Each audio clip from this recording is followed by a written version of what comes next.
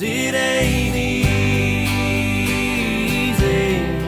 No, it ain't easy.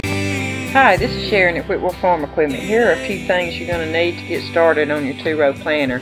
John and I are going to demonstrate how to set one up. We've never done this before, so we're new at this. So here goes. Okay, this was an old used cultivator, two-row cultivator. It was a one-row planter, but we've converted it over to a 9-shank cultivator, which will be a two-row planter. And we've added the extra shanks and everything, and we're getting it ready to set up the planters. We're going to set the planters on it.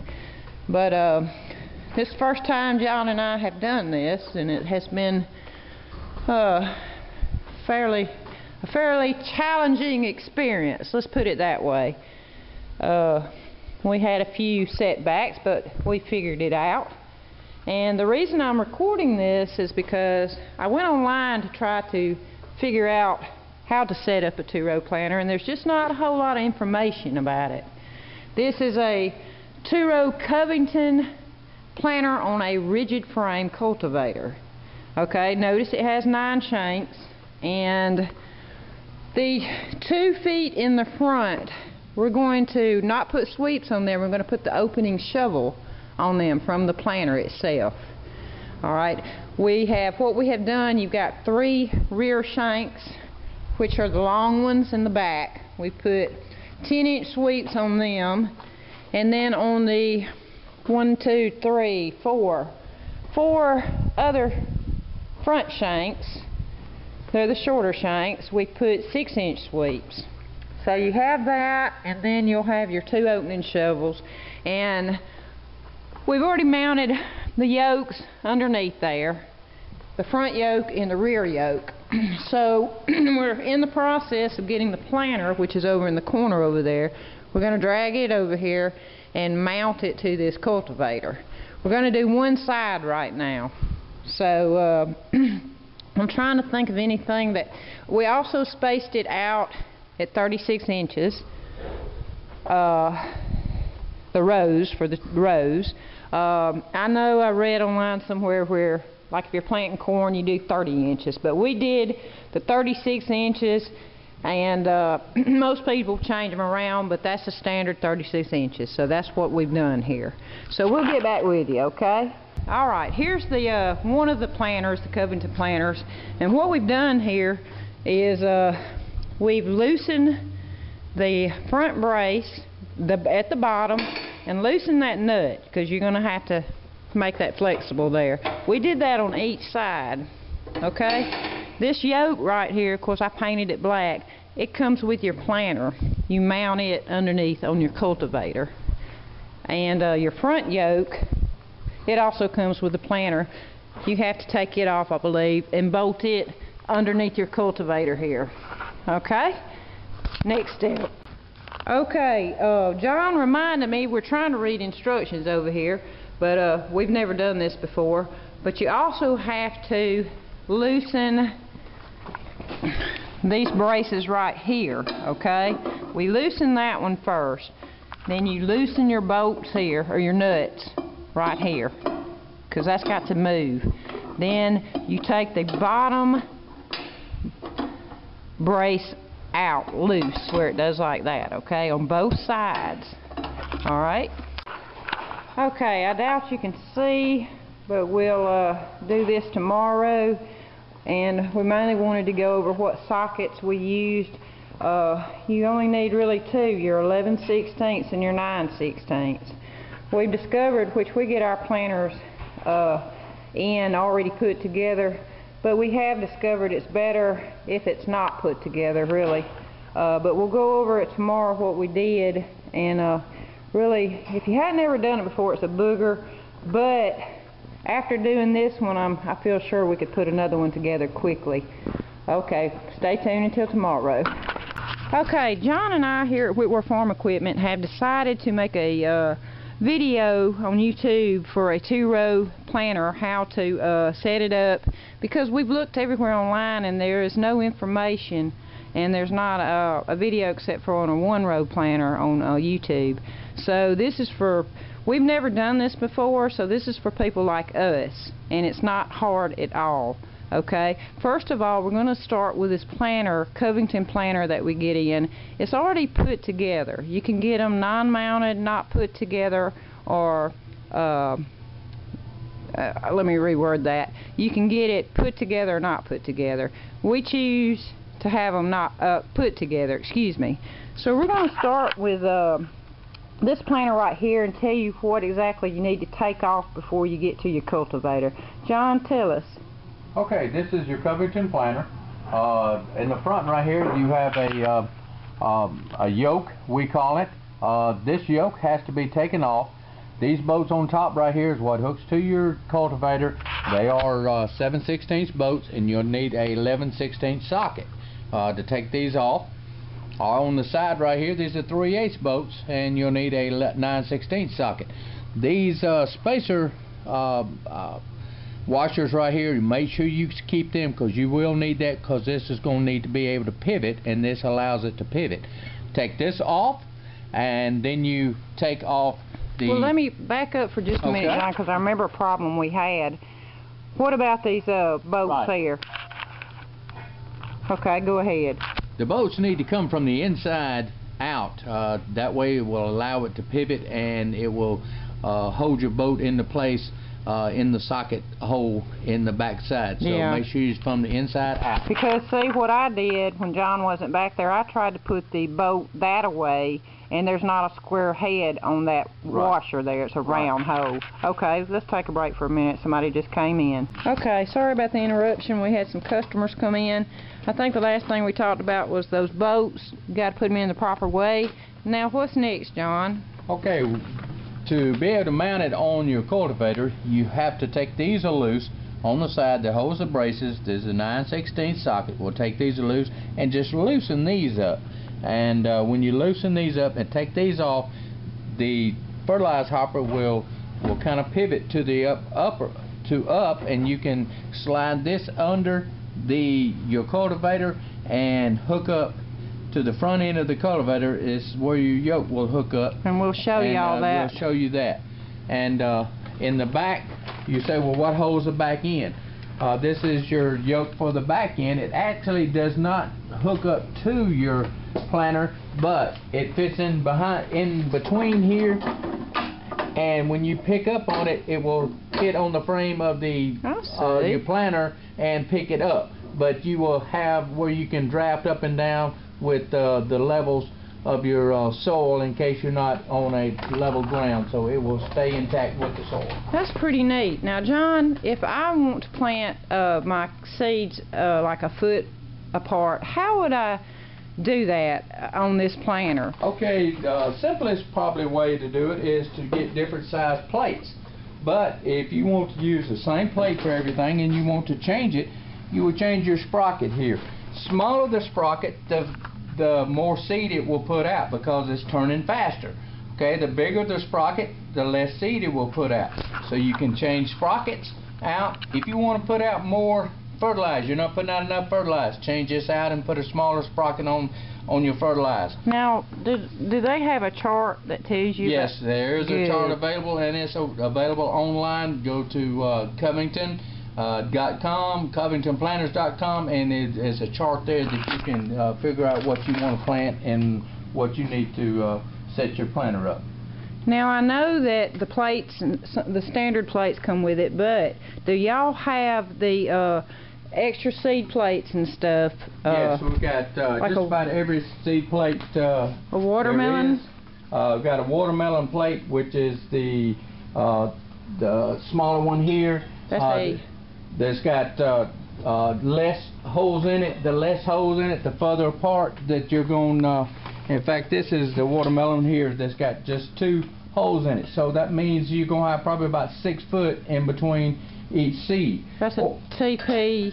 This is TP 540. Okay. Also, corn plates that are make everything very close together. You got more holes in it. So it's what you want. So I can get parts easily then? Oh yes. Okay. Parts very easily. You can get it through Covington or one of the distributors like here at Whitworth Farm Equipment. Now what's this, John? I noticed it says a converter on it. Alright, once you get everything planted and you get your crop up, if you want to side dress it and that, or put fertilizer down beside it, or soda beside a corn or something, this is a converter that will set this planter up and use it as a side dresser where you can put fertilizer down beside your crop. Now what cultivator does that go on though? I mean, you don't need it for this rigid frame, do you?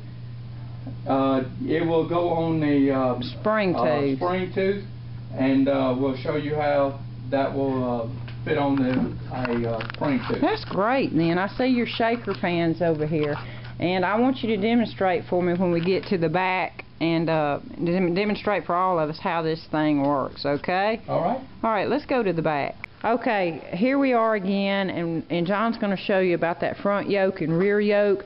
We have yet to put the planter on this side, but he's going to explain to you what we were faced with. Okay, you mount the yoke in the middle. This one is set up for 36-inch rows, so it's 18 inches from the center to the middle of the yoke here. This yoke needs to be mounted. You see we've got the both sides of it, and you can, if you mount the back one, the back yoke, if the planter is already put together, this will have to come off. So we will probably take this off and pull the planter forward, and then you put this back on after you get the planter back on. Okay. And I remember you saying these have to be flush on the outside. Right, they have to be flush to the outside, because what this does, it lets your planter float with the contours of your soil, and it's not rigid in one place. So when you lift it, it will lift on this bar here and will lift it up. But when you let it down, it will let it contour with the soil. Okay, well now John, I'm going to need a little bit of help on this planter because this is my first one, and this will be my first garden planting with one. Now I need to know how it works. Okay, I need to know how it works. Okay, this is your fertilizer hopper. This is where you put your fertilizer. This is your seed hopper. A lot of people say, oh, I need to fill this full of seed. A pound of seed will go a long, long way, so don't put more seed in it than you need. Okay, your hopper here, this is where your plates go. One thing that you need to know, do not tighten this wing nut up real tight against your plate, because it will bind and it will not plant. Okay. So that is a big thing that a lot of people make a mistake and tighten this down as tight as they can get it.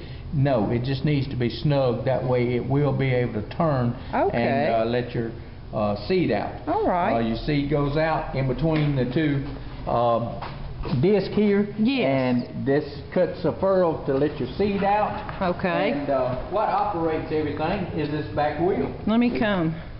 Okay, this back wheel is on the ground. When you loosen these down, it will let the back wheel down, and this will pivot forward. We just have it up right now because we just got it mounted. But there's a chain that goes around here, and you can see that is the telltale sign of a Covington. You hear it click or flap. That's the flapper. Now, Did John, you hear that? I did. Now, this might help too, because I went on YouTube on the one-row planter on the Bayou Gardener, and he goes in, demonstrates how to adjust the depth on this. It's real simple. He puts a piece of wood under there somehow, but I advise people to do that, to go under a Bayou Gardener. Okay. Continue. The back wheel will turn, and when it turns your the chain, and that in turn turns your plate here to let your seed out, and it turns and does a shaker pan. There's a pan up under here that's spring loaded, and it shakes back and forth to make sure that fertilizer gets out instead of hanging up in there. Well, I just remembered one thing. I hate to interrupt, but I remember when Mr. Lacey worked here on the chain, since we don't install the chains, he said to take 2 links out. Alright, you take 2 links out, that will give you plenty of play to get it on thing. And from past experience, it's easier. You've got 4 sprockets here got to go around. Go around the top of these right here, under this one, and around this one. All right. The long span right here from your fertilized sprocket here to your wheel sprocket, that's where it's easier to be able to put your links in here, is on the long span. All right, and let's see, you went over the shaker pan. Now the fertilizer spout. Okay, fertilizer spout. Okay, what about the fertilizer spout? All right, the fertilizer spout is actually held on by a brace behind your shovel here. Your shovel is what digs your hole for your seeds to go on, and it is freestanding up against your shaker pan right here. Okay. The shaker in here, and it will come out each spout and go into the ground right behind your shovel. Okay, now how do the sweeps on each side, how does that work, John? All right, you plow the dirt up for your fertilizer to go in, and your sweeps are right beside it. You can use 6s or 4s on your sweeps, and it will actually cover it up before the seed comes in, and that way your seed and your seeds will be your fertilizer and your seed will be covered up. So the pressure wheel back there serves what purpose? It just puts a even bed over the top of your fertilizer and spread, and your fertilizer and your seed, and it will make a level bed for everything to be able to come up all at one time. Okay, that's pretty neat. Now let me ask you something, John. Once you get everything planted, can you take the planters off, and then what do you do? Right, you take your planters off, and you can take this middle sweep right here that holds your shovel, take it off and your planter off, and then you have cultivators that will be able to plow right beside your crop. Well, now I have a better understanding, but listen, John, we sell a spring tooth planter, one-row planter, mounted on a spring tooth. Can you explain to me how it works and how it's different? Okay. Okay. Move it, stop. Okay, now here's the one-row planter on a spring tooth, and explain this one, John. We know how the planter works, but how is it different than the other? These are spring tooth. In fact, they're very springy. You can pull them back. This is a very simple operation and this is a one row. You got your shovel in front with your spout, just like it. This is used just like the one over there with the cultivators on them. These will go in the ground and do just like that one does. This is just a cheaper model, not cheaper so much, but less expensive, and you can use a spring tooth, and this will plant on a one row. Well, now, John, let me ask you something. On the all-purpose points I see down there, can you replace those with sweeps? Yes, you can replace them with sweeps. You will have to push them all the way down and to make sure all of them are level. Okay. And that's one thing that you need to do on the rigid frame also, is make sure everything's level to the ground. Okay, John, what's this over here now? I see it's leaned up. And right, this is a side dresser. This is something that you can put out fertilizer once your crop comes up, or you can make your planter do the same thing. Now, how would you do that? First explain to me this, and then explain to me the other way. All right, this goes down, and it will go right behind the tractor in the furrow in between the rows, and it will let fertilizer out on each side into your to your rows. So well, now how would you have to use a converter with this on a spring? On this one, you do not have to use a converter. On your planter, you do use a converter to change out your fertilizer here coming down behind your shovel here. It will actually come out to one side. When you do that, you take out each one of these side ones here, these two here, and your fertilizer will come out right beside your row. All right, now show me the simple way where I don't have to spend a lot of money on that side dresser if I wanted to use that planter as a side dresser. Okay, first of all, just take off your shovel in the front here. Yes. Your shovel, and you take off your fertilizer hopper or your spout here, and you put your converter that shoots it to the side, and take off these two spring tooths right here. That way you're going right beside your row, and it will let fertilize or soda or whatever you want to say. Okay. Well, you know, I'm ready to start planting now, and I certainly appreciate it, John. The reason John's hair, he doesn't have much up there, is because he's been pulling it out. I've driven him to this because that two-row planter was definitely a stressful event for somebody that hasn't ever put one together before. But we've made it easier for people like us, and like I said, there's very little information on a two-row planter, and hopefully we've covered all bases on it. Do you have anything to add, John? No, just make sure you start out measuring and make sure you get both sides the same, and you shouldn't have any problem whatsoever. Hey, we appreciate it. Let's sell some planters. All right. I ain't ready to quit.